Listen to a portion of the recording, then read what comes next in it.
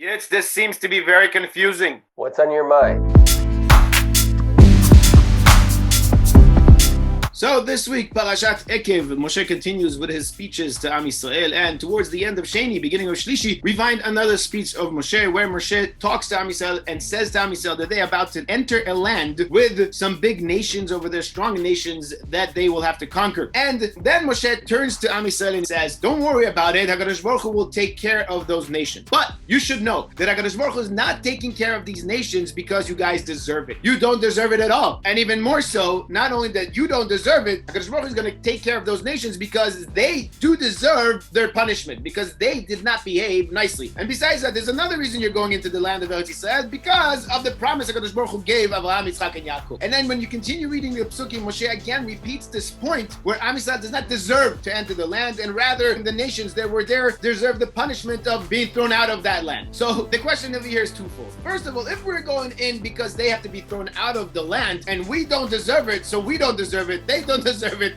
so what's going on over here? Who does deserve it? Why are we going in? And if we're going in because the promise of Abraham, Yitzchak, and Yaakov got, so then why even mention who deserves it, who doesn't deserve it, who gets thrown out, who doesn't get thrown out? What does it have to do with it? If we are promised to go into the land because Abraham, Yitzchak, and Yaakov got the promise, and so we'll get into the land. What does it have to do with us deserving, not deserving, they deserving, not deserving? So what is going on over here? This very, very important and most basic topic of the right we have for the land of Eretz Yisrael. That's a great question, and I think I just always saw that as a way of Moshe telling us, don't have gaiva going into Eretz Yisrael. And we see this also later many times. Moshe wants to tell us, stay modest, go in, understand the present you've got from HaKadosh Baruch Hu. But the repetitiveness of this issue of the goyim not being fine, and this repeats, by the way, twice. It starts with saying, you think that you're a tzaddik and they're not. But really, they're not. But also, the Avot got a promise. Why are we repeating again about them being Rishayim? How does that have to do with it? But I think that maybe the answer to this lies in one of the psukim here that says, you should remember how much trouble you did for HaKadosh Baruch Hu from the day you left Mitzrayim until this place, until you arrived at this place. And Moshe goes on to tell them how much trouble they did and how he was always there, to daven for them. And maybe Moshe's hinting, I'm not going to be there anymore. This was true until now. You gave trouble and I was there to daven for you and things sort of worked out. But now you're going on a new mission. And maybe that's what these words are. Until this place, you've given trouble. But now it's up to you. Now you have to take that responsibility. Before you step into the land, you should know why you're stepping into the land. You're not stepping into the land because you were so great. You're stepping into the land because you have a mission. Because what's there isn't too great. And you have to go and change that. The reason Moshe keeps on repeating about the nations there not being great or being terrible is because this is why you're entering. This is part of your mission. Not because you're great and they're not, but because they're not great and you have a mission to change that. You have a mission to enter this special land and make it what it should be. Maybe that's why this connects to the promise to Avram Avinu, because the promise to Avram Avinu is a promise about the future, is a promise about your generations that are going to be. It's not about the past. It's not about what was. It's about what's going to be. We know in Parashat Vayera, when Hashem says he wants to tell Avram what's going to happen in Sodom, he says, I have to tell Avram because why? Not because Avram's a tzaddik, not because he's great, which he was, but that's not why. It's because what he's going to do. It's because I know that Avram is going to teach his generations and command them to follow my ways, because I know what Avram is bringing into the world in the future, not because of the past, because of what they're going to be. And I think this connects to a very basic point, because we all know the concept of the chosen people, Am Yisrael being the chosen people. And sometimes people get confused, think that being chosen means that you're special, that you're more special than others. That's not what being chosen is about. And that's what Moshe is saying. You are a chosen people, but not because you were so great, not because you're a tzaddik and they're terrible. No, you're chosen because you have a mission. You're chosen for that mission. You're chosen because things need to be changed and you were chosen to make that change. So don't come, as we said, with the gaiva of thinking that you're so great and you deserve it more more than them. Come with the humility that comes with someone who takes upon himself a mission. That's what should guide you. Whatever was until this day was not really easy, and I was there to stand up for you. But now you're going into the next step, and it's up to you to take upon yourself this mission that you were chosen for. Exactly. Like I was saying, this is such a big topic, such an important topic. So just in a few words, because we can really discuss this for many, many hours, but this whole point of understanding, what does it mean to be the chosen people? What does it mean to have the responsibility to make the world a better place, to make the world we live in a better place? It's not about being more special. It's not about being better. It's about understanding that we have a lot to do, each individual. Every person has a lot to do in this world, but also we specifically, we have the job we have to fulfill in the land of Eretz Yisrael, like we mentioned many times, the very famous Mashal HaKerem, the fable of the vineyard, where Rabbi Yehuda Halevi in Kuzari talks about Am Yisrael being like a vineyard that needs its own special ground, its own special climate, its own special place in order to produce the good grapes that it needs to produce for making the good wine. The same thing Am Yisrael needs to be in its land, in its climate, where it belongs, in order to produce what it has to produce. That is part of our job. That is part of fulfilling our shlichut, our job, our purpose in this world, bringing into this world. And it also connects to last week's parasha and to Moshe Rabbeinu himself, the way he sees the world, the way he views things. Because last week's parasha was called V'etchanan, and my son said a beautiful Dvar Torah on Shabbos. Why was it called V'etchanan and not V'etpalel? Why does Moshe say that he begged V'etchanan, Mishon begging, and not from the word of davening of V'etpalel? And Rashi on the spot says that Moshe Rabbeinu turned to HaKadosh Baruch Hu and used the verb V'etchanan because Mishon matnat chinam, asking for a free present in return for nothing. Because Moshe Rabbeinu did not turn to HaKadosh Baruch Hu and say, oh, look at all the great things I did. Look at all my zchuyot. And in return, please let me go into the land. No, Moshe Rabbeinu did not look at what he did from his anava, from his great humility. He did not think he deserves anything, and that's why he turned to HaKadosh Baruch Hu out of that humility and asked for this free gift from HaKadosh Baruch Hu. The same thing Moshe is telling Am Yisrael now. Don't think you deserve to go into the land because you have a great purpose to fulfill. And only by fulfilling this purpose, you will deserve to be in the land and stay in that land, because the nations that were there before you did not fulfill their purpose, did not do the right things they were supposed to do, and they were kicked out of the land. So yes, you belong in that land, but you have a purpose to fulfill. You have a responsibility to act on. And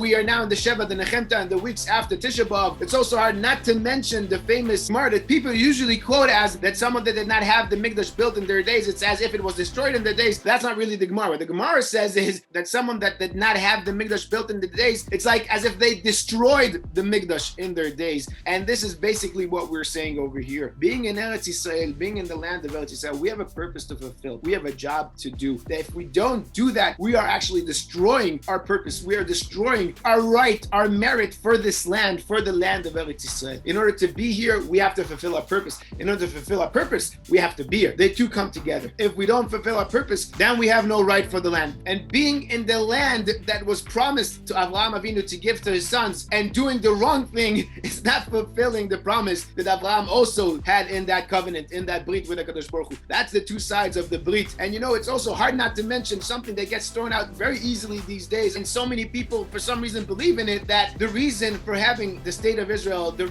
right for having the state of Israel is as a response to the Holocaust, is since the Jewish people did not have where to go to, then they deserve to have their state for their own. They deserve to have a piece of this land over here. But we cannot accept that. We should not live with that lie, because it is a lie. It's a false statement. The reason we are in this land is because the promise HaKadosh Baruch Hu gave Abraham, because of the responsibility we have to fulfill. The state of Israel was established despite the Holocaust, not because of the Holocaust. And I can't emphasize this enough again, that the state of Israel was established despite everything we've been through, despite the Holocaust, despite the wars, despite losing a third of our nation, despite everything else. The state of Israel was established. We came back to our land. We are flourishing in our land, thank God, and doing so well over here. And Bezat Hashem will continue to build more and more and more. We are here because we have a purpose to fulfill. We have a responsibility to fulfill. It's a huge responsibility. It's a huge purpose to fulfill that covenant between Avraham and HaKadosh Baruch Hu and bring more and more light into this world. This is really interesting, because this also connects back to one of the first times we see Avram Avinu himself. The famous saying when Hashem tells Avram, Avram, Lech lecha me'artzecha. There's a famous question the Maharal asks and many others is, why do we not have any explanation about who Avram is, why he's being chosen, just like we had with Noah. With Noah, we heard Noah was a great man, Ish tzaddik hamim haya bedorotav, and then we know the story that Noah was chosen for the ark. With Avram Avinu, that's missing. We have stories from Chazal of who he was, what he did, but the Torah doesn't say anything. Out of the blue, we know there's this person named Avram, and suddenly Hashem speaks to him and says, go to the land. And the Maharal explains that there's a difference between being chosen because of something. Noah did something. He was a righteous person. He was being chosen because of that. To being chosen not because of what you did, but being chosen for something, being chosen for a purpose. And he says one of the big differences is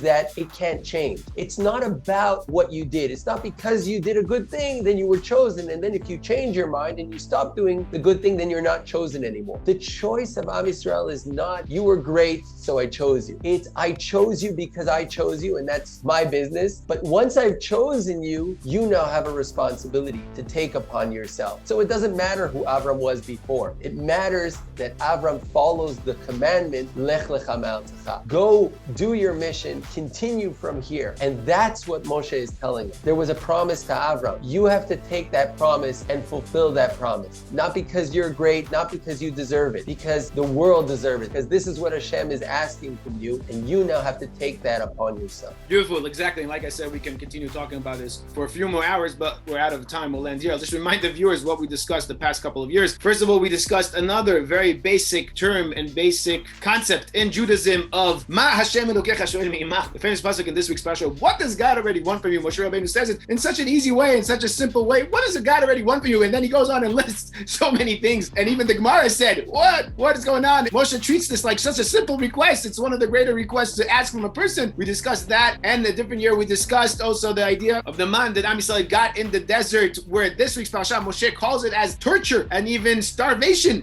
What does that have to do with the man itself? How does that go together? We'll link those two videos right away. And as usual, if you enjoyed this video, please feel free to like it, comment below on YouTube, share it with your friends. And if you haven't yet subscribed to the channel, you know what to do. Make sure you subscribe, and Shkoyach Yitzi. Shabbat Shalom. Shabbat Shalom, and Hashem. We'll talk again next week.